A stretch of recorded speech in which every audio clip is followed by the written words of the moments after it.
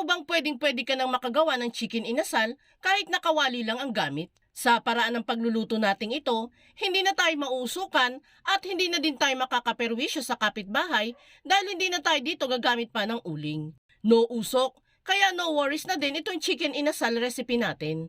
Kaya tara, simulan na agad natin. Dito po ay meron tayong biniling 3/4 kilo ng manok.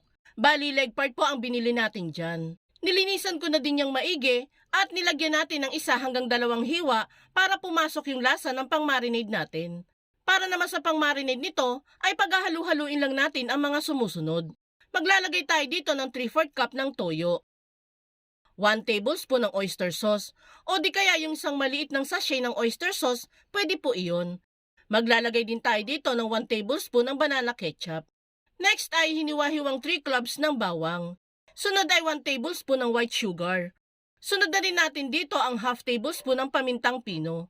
Sunod na din natin dyan ang 6 na pirasong kalamansi. Diretso sala na natin yan para po di na mapasama yung buto sa ating pagmamarinade. After niyan ay hahalu-haluin natin itong ginawa nating pang-marinade. And last na ilalagay natin dito sa ating pang-marinade ay itong isang maliit na bote ng lemon lime soda. Kahit anong brand po ng lemon lime soda ay pwedeng-pwede po dito guys. Halu-haluin lang natin yan for the last time at pwede na natin itong iset aside. Imamarinate lang muna natin ang mga manok for at least 1 hour. At habang nakamarinate ang mga manok, gagawa naman tayo ng legit na chicken oil. Madali lang naman ito guys.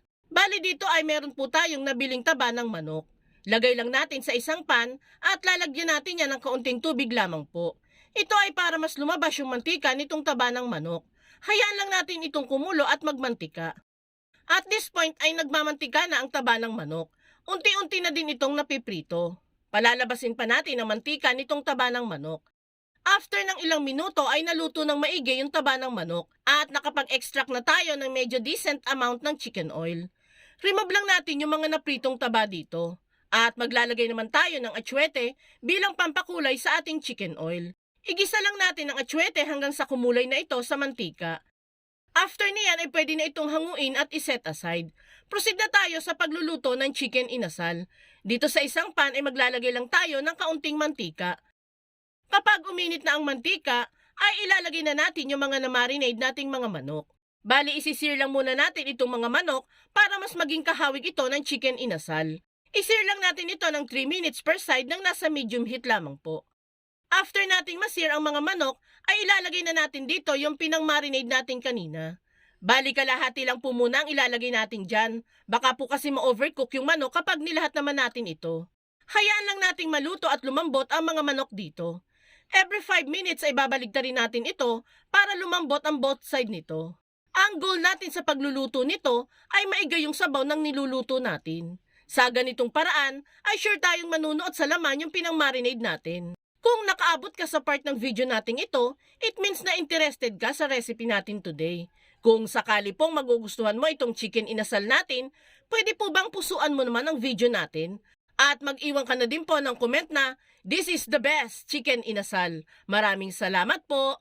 After ng ilang minuto na pagbabalibaligtad natin ng mga manok, ay tuluyan ng naiga yung sabaw at nagmamantika na din itong niluluto natin. Bali bago natin yan hanguin, papahira natin ng both side nito ng chicken oil para mas lalong maging malasa.